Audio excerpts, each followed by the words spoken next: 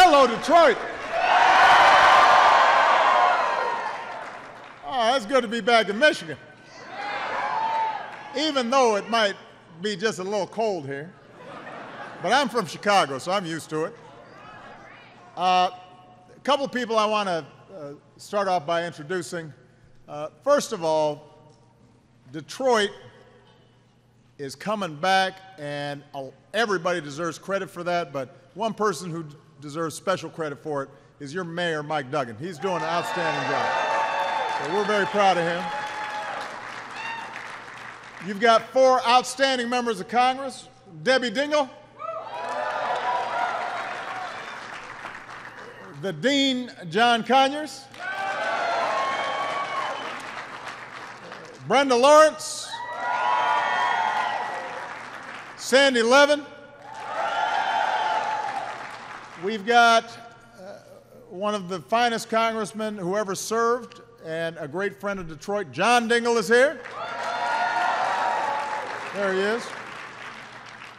And a dear friend of mine, we drove over together, and I was just telling my team, when I was running for the United States Senate, not for president, when I was running for the United States Senate, and nobody knew who I was, and nobody could pronounce my name. The regional leader of the UAW in Illinois was a guy named Dennis Williams, and he was my friend and supporter before just about anybody else out there, and then when I ran for president, by that time we'd made some great friends in the UAW, and so I just want to say how proud I am to call him a friend. Your UAW president, Dennis Williams.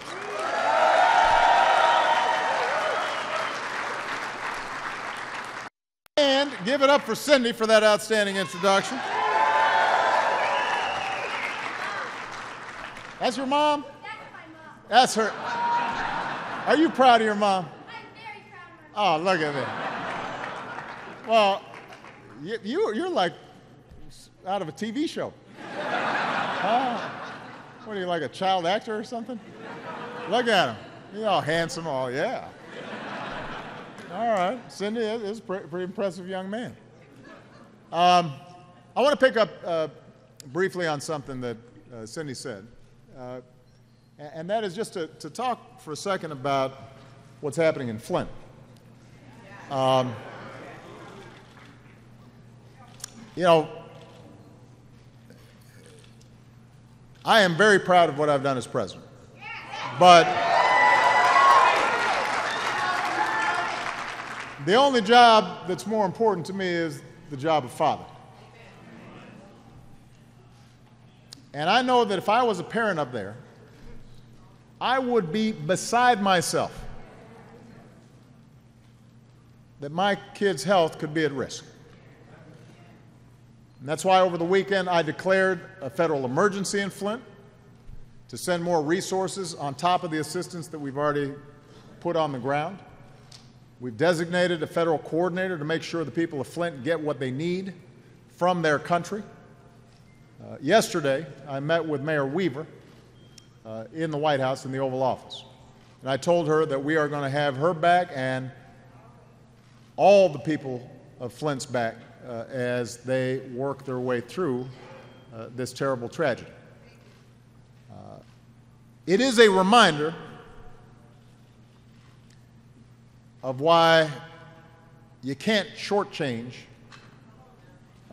basic services that we provide to our people and that we together provide as a government to make sure that public health and safety is preserved. But I have come to Detroit for another reason as well. I already drive in a great American car, which we affectionately know as the Beast. Next year, I've got to give it up. I'm saying goodbye to the Beast. So I figured that I needed to do a little browsing now at the Detroit Auto Show. I know they've got auto shows in Paris and Frankfurt and Tokyo, but there's only one Motor City. There's only one Detroit.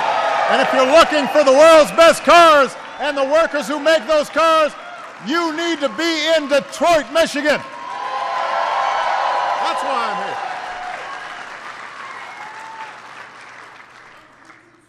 I'm here. It says GT6, CT6. All right. Well, I'm looking at all of them now.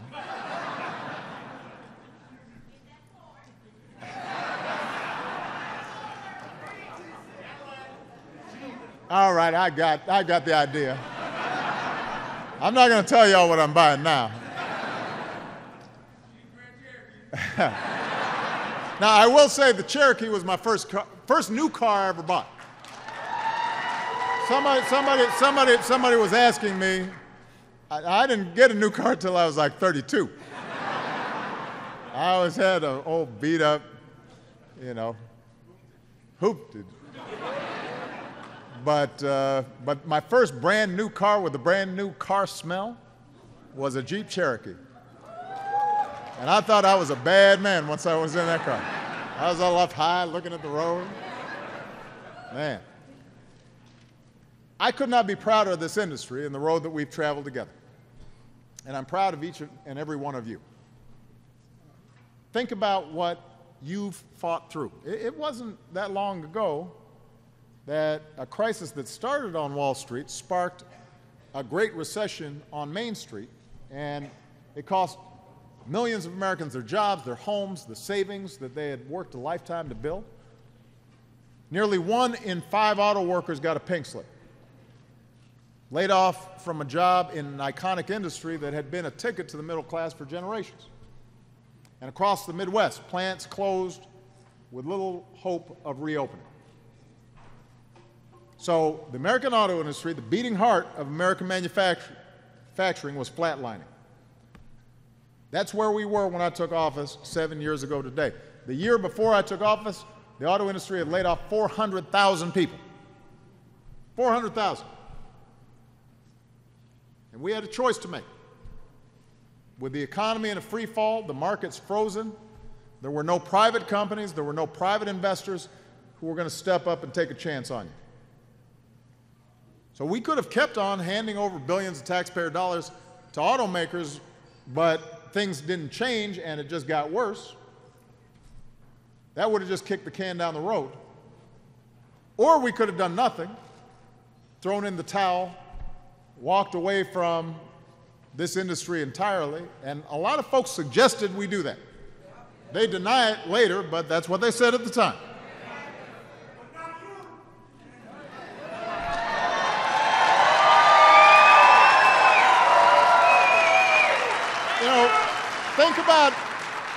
Think about what that would have meant for America. GM and Chrysler would not exist today.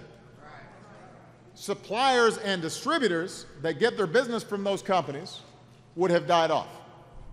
And when that happened, Ford could have gone down too, because those supplier chains are vital to all 3 industries, or all 3 companies. Production stopped, factories shuttered, proud companies chopped up, sold off for scraps, and all of you, the men and women who build these companies with your hands, would have been hung out to dry. More than 1 million Americans would have lost their jobs at the worst possible time. Not just auto workers, but the people and communities that depend on you, the teachers who teach your kids, the small business owners who know your name. Their livelihoods were at stake as well. And so we decided we're not going to let that happen. And we came up with another option. In exchange for help, we demanded responsibility.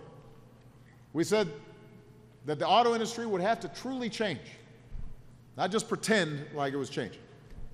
The industry retooled, it restructured. Management and labor got together to settle your differences. Everybody put some skin in the game.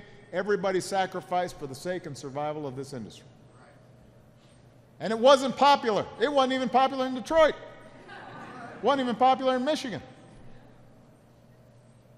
But I said at the time, I didn't run for president to be popular. I ran for president to do what needed to be done. And I placed my bet on you. And after visiting auto plants across the Midwest and seeing what you have done firsthand, let me tell you, I'd make that same bet any day of the week, because today factories are humming, business is booming, the American auto industry is all the way back. All the way back. 7 years ago, auto sales hit a 27-year low. Last year, they hit an all-time high. Across the country, workers who thought that they'd never make another car again can't make them fast enough. You guys see it. New shifts are coming on. Big three are starting to boost wages. Since our kicked in, the American auto industry has added more than 640,000 new jobs. And because everybody came together and everybody worked together, not only are you producing more cars, but they're some of the most high-tech, most fuel-efficient, best-looking cars in the world. They're designed and engineered and forged and built right here in the United States of America.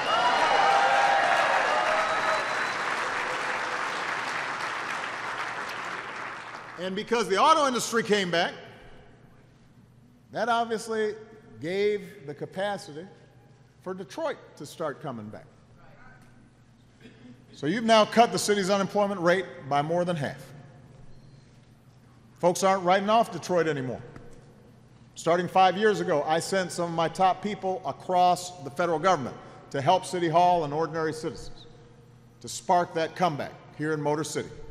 So today you've got buses that are running again, streets that are well lit again, new homes and businesses getting off the ground again. There's still plenty of work to do, but you can feel the difference. You can feel something special happening in Detroit. You know, I stopped by a restaurant to have lunch with the mayor and a good friend of mine, Tom, who's started Shinola here, and one of your outstanding auto workers, and an emergency room doctor. What was that restaurant's name? The Jolly Pumpkin. That was tasty stuff. And then I went over to Shinola, and now I already had this Shinola watch. That's a good looking watch. Made right here. And for you who don't know the story of Shinola and how it started a factory here in Detroit and hiring folks who had never been involved in manufacturing before, and now it's got over 500 employees, and it's shipping these spiffy-looking watches and bicycles and belts and wallets and purses, and there's some good-looking stuff. And the people who work there, we were talking about how there was a woman who was homeless, got a job there as a janitor, is now the supervisor of one of the assembly processes over there to make the watches. Completely turned her life around. Well, that's the story of Detroit when you give people a chance. When you have confidence in what we can do together. And so what's true of Detroit is true of the country. And that's part of the reason I came here. I'm shopping for a car, but right now, I want people to remember how far we've come. And I'm not running for office again. The reason I want to remind people is not because I'm on the ticket, it's because I want America to have confidence in where we can go. I talked about this at the State of the Union address. 7 years ago, we put in place new plans to help hardworking families get back on their feet. We put folks back to work rebuilding roads and bridges. We passed big new middle-class tax cuts. We asked the wealthiest Americans who were doing fine even through the recession to pay a little bit more. We pay their fair share. We rethought our health care system. We reinvented our energy sector. We put in place the toughest Wall Street reforms in history. And today, businesses like this one have added more than 14 million new jobs. This has been the longest streak of job creation in our history. In our history. The United States of America right now has the strongest, most durable economy in the world. We're doing so much better than other folks are doing. The American economy right now is 10% bigger than it was at its peak before the financial crisis. In Europe, it hasn't gotten back to where it was back in 2007, 2008. We've added more jobs than almost all the other advanced countries combined during this period. So when you hear people, I won't say who, but when you hear people claiming that America's in decline, they don't know what they're talking about. They're peddling fiction during a political season. And it's strange to watch people try to outdo each other in saying how bad things are. When one says our economy is terrible, the next says it's terrible and on fire and covered in bees, and they'll just come up with stuff. They're racing to see who can talk down America the most.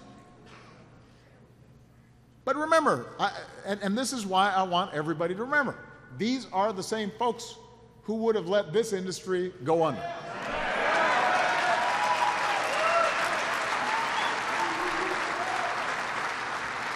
These are some of the same folks who back in Washington called our plan to save the auto industry the road to socialism.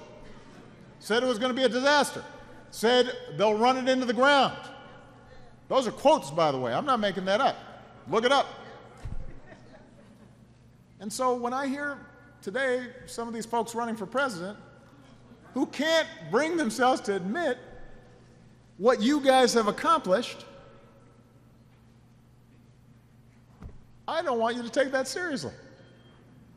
Because when you ignore the progress we've made, then you're not going to make good choices about where we need to go in the future.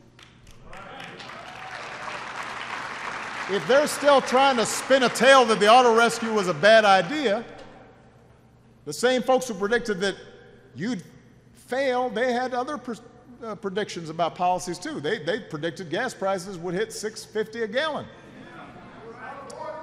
I don't know what y'all paying right now, but it ain't no $6.50.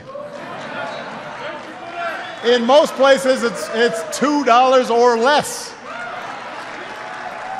On the way here, we saw gas for less than $2. But that's what they said. It's going to be $6.50. Then they predicted all the deficits are going to go way, way up. We cut our deficits by almost 3/4. Yeah. They've been below average for the past 40 years. They said we'll get unemployment to 6% by 2016. Well, we got it down to 5%,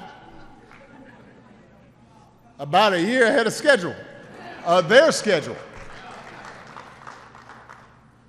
This is the crowd that was dead set against betting on you and your hard work and your professionalism and your skills. They've somehow still convinced themselves that cutting taxes for folks at the very top is going to help you succeed.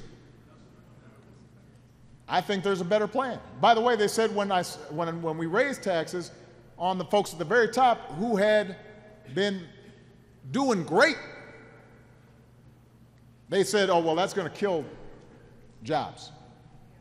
And guess what? 70 months straight of job creation now.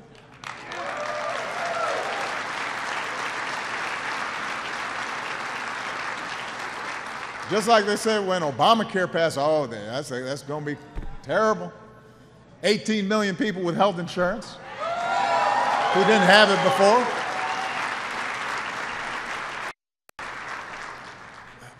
So now, this is not to make an argument for complacency. I'm not suggesting we should be satisfied where we are. Because what is true is the economy has been changing in profound ways for the last 20, 30 years. You've all seen it.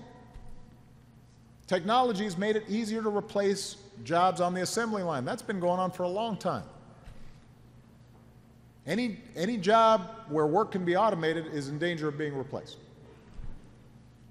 The attacks on unions have been going on for a long time. And when union participation is down, workers have less leverage to get a raise.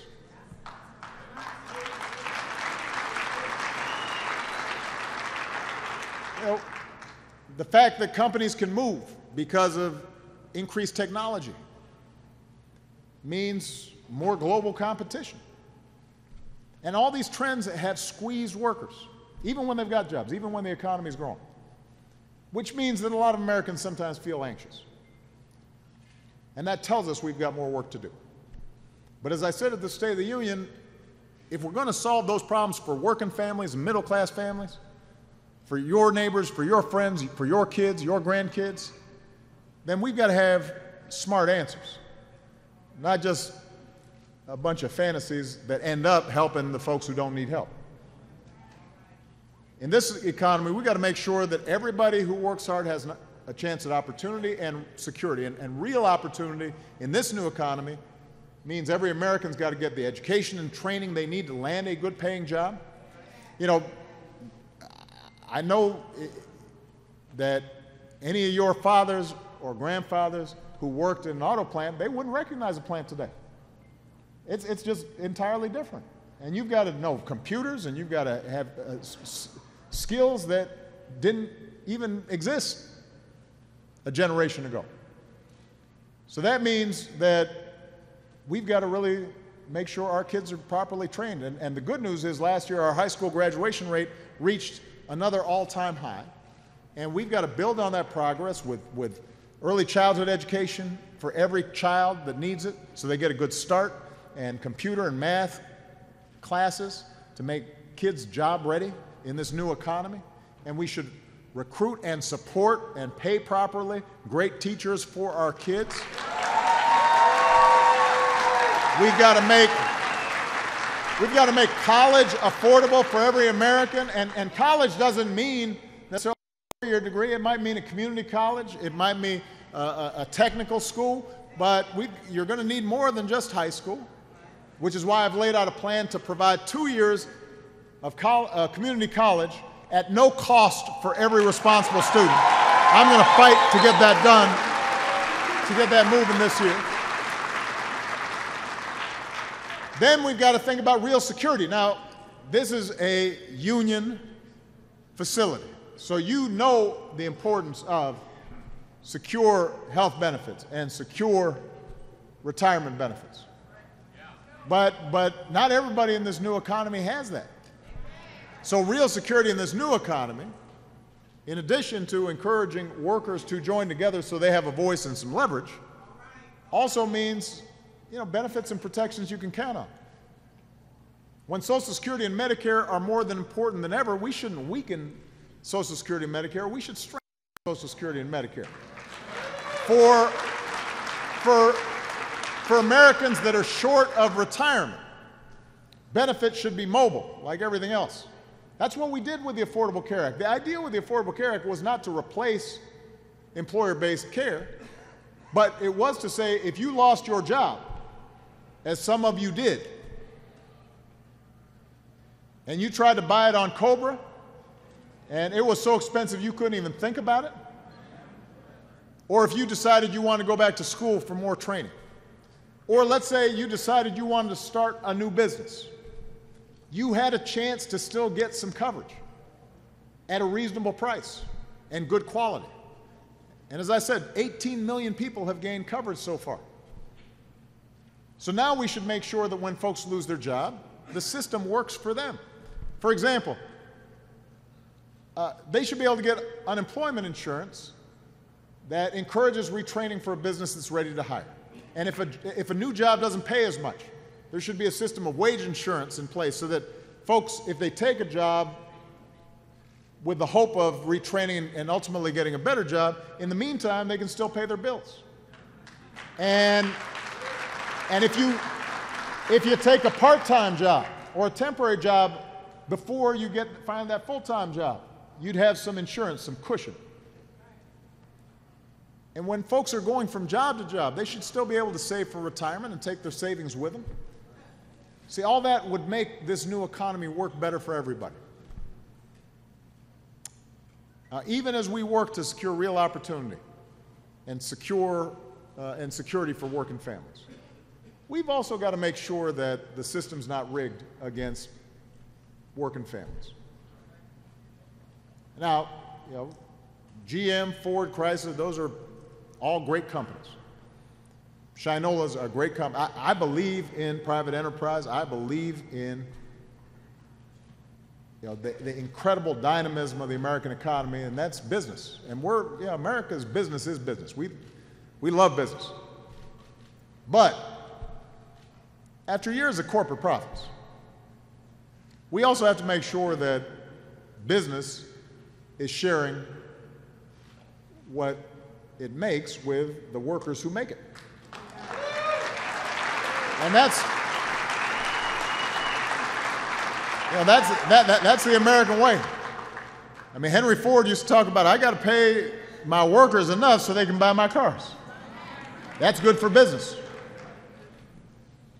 And so, working families are not going to get more opportunity or bigger paychecks by letting big banks or big oil or hedge funds write their own rules and do whatever they want.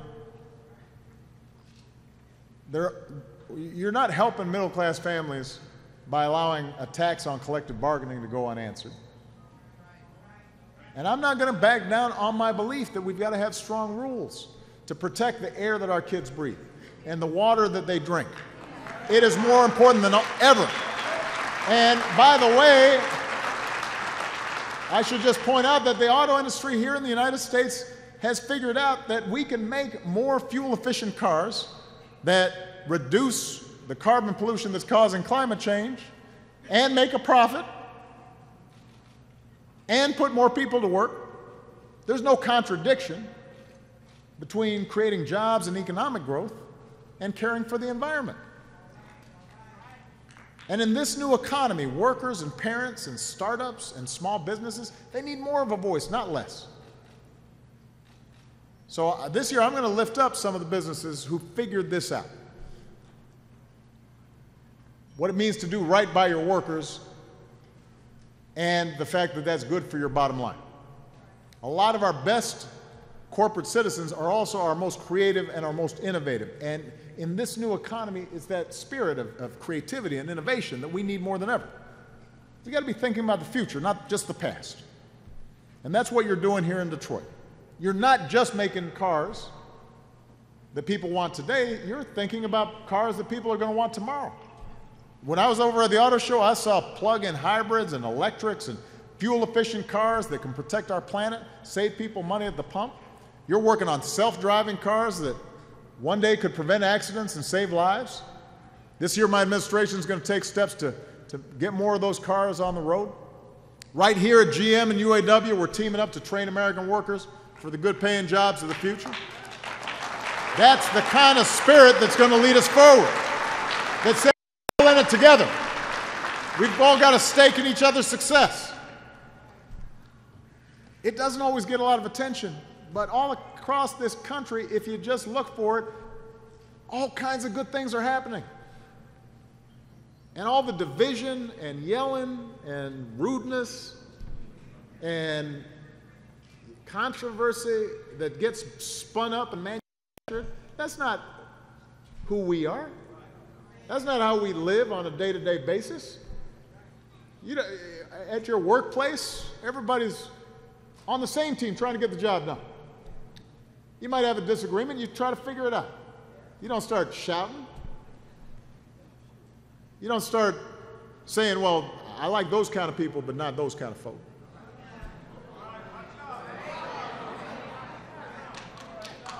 And by the way, the UAW, part of the reason it succeeded was it was one of the first unions to realize that we're all in this together and didn't divide people up. You look at the history of the UAW.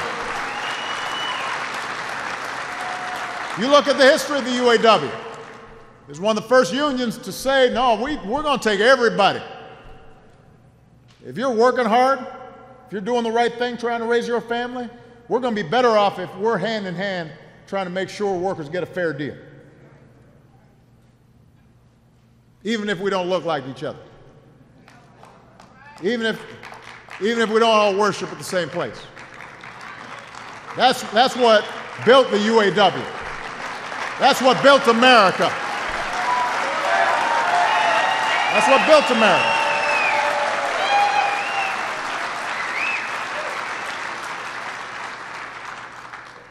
But I see it all across the country. I see it in the Leathers family from Sterling Heights. So Steve Leathers, just want to tell a quick story here, works for a company called Empire Wire and Supply. During the crisis, they had to lay off nearly 20% of their workers. So Steve's friends were losing their jobs. His neighbors were losing their homes. So one night he tells his wife, if things didn't get better, they might have to leave too.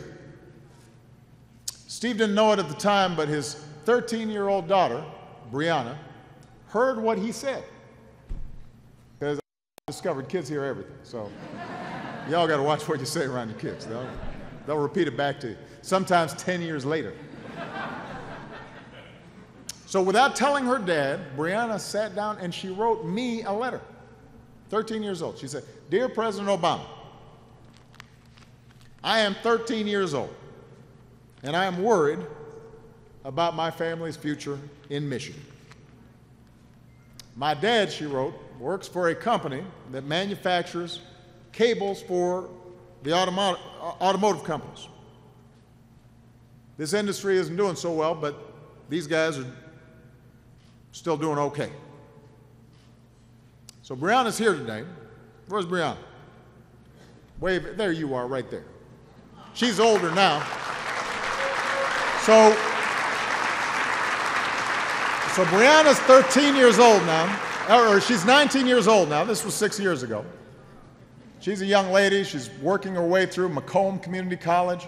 Her twin brother, Brendan, is that Brendan right next to her? He's at Oakland University, half hour away. Dad is still in Michigan. That's Dad. But today, Steve's future is very different. But before the crisis, Steve's company had about 110 employees. Today, they've got nearly 200. And Brianna says, she's looking back and she says, "I remember a lot of people getting laid off. They all have jobs now." Steve remembers what it was like back then. There was a panic. Now he says, "I'm 110% confident we're going in the right direction." Now, Steve and his family, they're just one example, but those stories are multiplying all across the country. We don't hear a lot about them. They don't get on TV. You won't always read about them in the newspapers. Sometimes we take it for granted. But I remember, and I read Brianna's letters, and that's why I've got so much confidence in the future. Because of you. I know that we've got young students like Brianna and Brendan. I know we've got workers like Steve who've proven that we're tougher than any kind of times that we might face. I'm confident because every one of you who clock in every day and work as hard as you can, not just for your own sake, but for the sake of this industry and for the sake of the country, and because you take pride in what you do. And when you see that car rolling down the highway and you know, hey, I built that thing, and you know it's a great product, and it gives you a sense of being part of something bigger. That makes me confident about the future. I'm hopeful about our future because every single American that I've met who never stopped believing that the people who love this country can change it for the better, you are what makes America great. And I want you to know that I have faith in you. And when I leave this office, I'll still have faith in you. And every day that I have the privilege of holding this office, I'm going to have faith in you. And we're going to work side by side to make sure more folks got jobs and more folks got better wages and benefits and more people have the ability to join a union when they want to and more people are able to start businesses, and more people have health benefits, and more companies are thriving, and this country is going to keep on moving forward. And I know it's going to happen because of you. Thank you, Detroit. God bless you. God bless the United States of America.